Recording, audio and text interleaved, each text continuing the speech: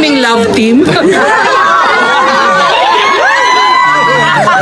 Still like everything fun. Big God, big God, big God, big. We were hanging out, tapos na-bored ako. Sabi ko, mag-TikTok nga tayo, pero ayoko pong i-reveal muna kung sino ba talaga siya. Nakamakailan ay pinanood pa niya ang boxing match sa Bohol.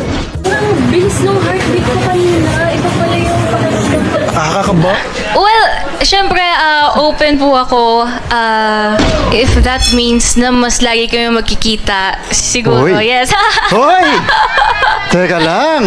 Kapuso actress na si Jillian Ward, napangiti nang mapag-usapan ang lalaking nalilink ngayon na si Iman Bacosa Pacquiao.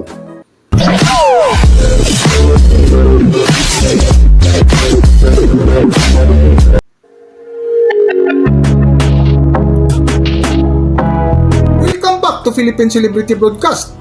Hindi pa rin mawala-wala sa kwentuhan hanggang ngayon ang biglaang pagsipot ng kapuso actress na si Jillian Ward sa laban ni Iman Bacosa Pacquiao sa lalawigan ng Bohol, na kung saan mainit pa rin na pinag-usapan hanggang ngayon. Ngunit maraming nagtatanong sa social media ng mga chismosa kung kailan at paano nga ba nagkakilala sina Jillian Ward at Iman Bacosa Pacquiao, na kung matatandaan mo, Pebrero ng kasalukuyang taon matapos manalo sa isang boxing match ang batang Pacquiao na si Iman Bacosa, na kung saan dito umingay ang kanyang pangalan, lalo na nang mag-guest ito sa programa ni Jessica Soho na ikinumpara pa ng ilang netizens ang kagwapuhan nito na pinaghalong Dingdong Dantes at Piolo Pascual, na ilang araw nga lang ang lumipas ay dito na nagkakilala sina Jillian Ward at Iman Bacosa nang magkita sila sa isang event na biniro pa ni Jessica Soho na bagong love team ngayon. Ngunit ang nagpakilig sa nasabing gabi ay ang diretsahang inamin ni Iman Bacosa na crush niya si Jillian Ward. Other people negative. You're beautiful. May bago ba kaming love team?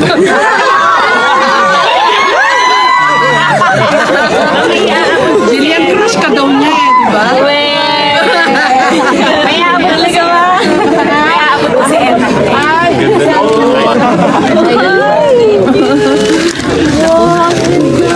Baka maging ninang ako nito.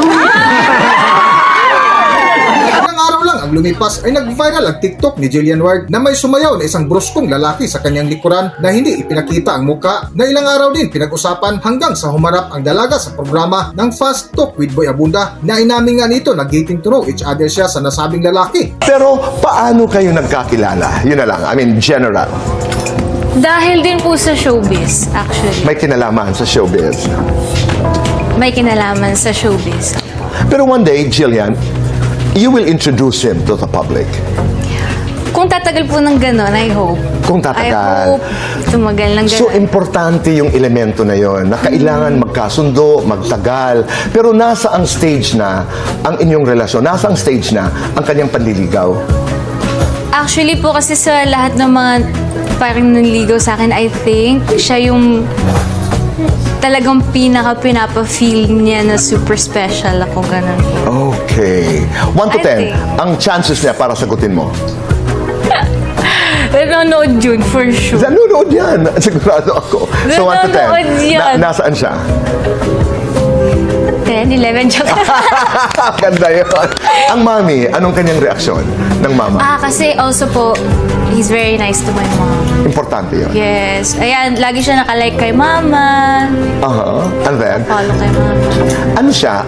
Is he the seloso type? Nauunawa ng trabaho mo? What is he like? He gets my job, kaya sobrang importante rin po sa akin yun. Kumbaga, parang may sarili-sarili po ngayong mga buhay. Ganon.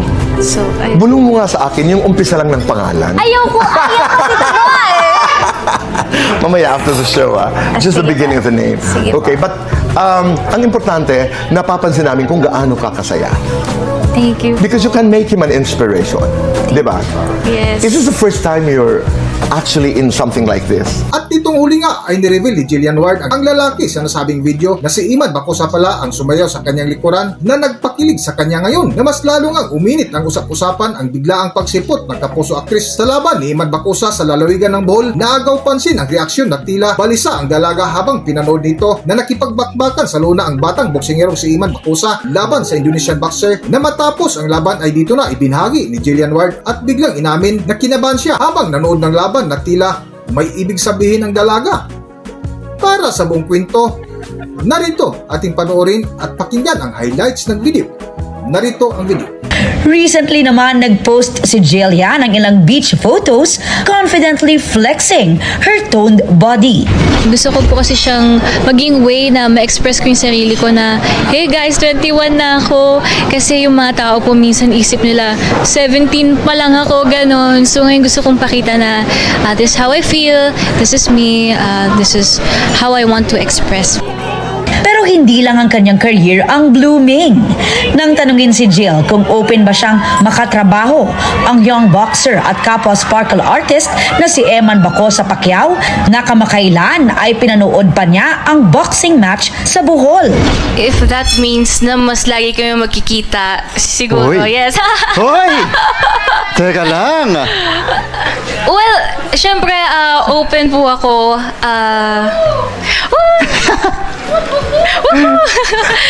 Syempre, open po ako and sobrang bait niya po eh. As in, kahit this morning, he texted me, nangangamusta siya. So, if I'd be working with somebody that's supportive, why not? Pero paglilinaw ni Jill, sa ngayon, close friends at nasa getting to know stage pa sila ni Eman. I'm just so happy kasi nagkaroon po ako ng bagong tao sa buhay ko na very supportive and in return, sinusuportahan ko din po siya sa mga gagawin niya. So, kumbaga, I'm so happy kasi sobrang unexpected po nung entrance niya sa life ko. So, ayun lang po, I pray na maging strong ang aming friendship and kumbaga, ako po I'm excited din for him kasi naniniwala din talaga ako magiging future world champion siya. Po kay mama at papa actually. Pero ngayon po kasi very open ako sa kanila. Kumbaga, if ever talagang tatagal kami or magkakatuluyan, he will be my like actual first legal boyfriend. Yes! Looking forward, di ba? Opo. After all, you're turning 21, you've been working, and you've been a very, very good girl, so good things happen. I think I deserve it. I think I think so too. I think it's time na rin naman po. Kaya guys, hindi na ako minor po. Pagbigyan niyo naman ako. Magta-21 na ako sa Feb 23. Pero alam mo, sa isipan ng ibang tao, 13 ka pa lang, 14 ka Ganun pa nga lang. po. Pag may nagko-comments po na rin, meron pong medyo ang damit ko, pang dalaga. Oo. May mga nagko-comment po na parang, uy, ilang taon ka pa lang, hindi ka pa 18. Parang, 21 na po ako. This Feb 23. Oo, Ay. Valentine's Day. I mean, ilang araw na lamang. I mean, next week is Valentine's Day. May mga plano? Will you be going out together? I hope so. Opo. Nakabantay na ako doon. Alas 7 pa lang ng umaga. Susundan ko na. Magsisend po ba ako ng selfie sa inyo? But I'm just happy that you are happy. Bilis ng heartbeat ko kanina. Iba pala yung Nakakaba. Hanggang dito na lang muna ang ating video at kung nagustuhan nyo, huwag kalimutan mag-subscribe at pindutin nyo na rin ang notification bell para ma-notify kayo sa ating susunod na video. Maraming salamat!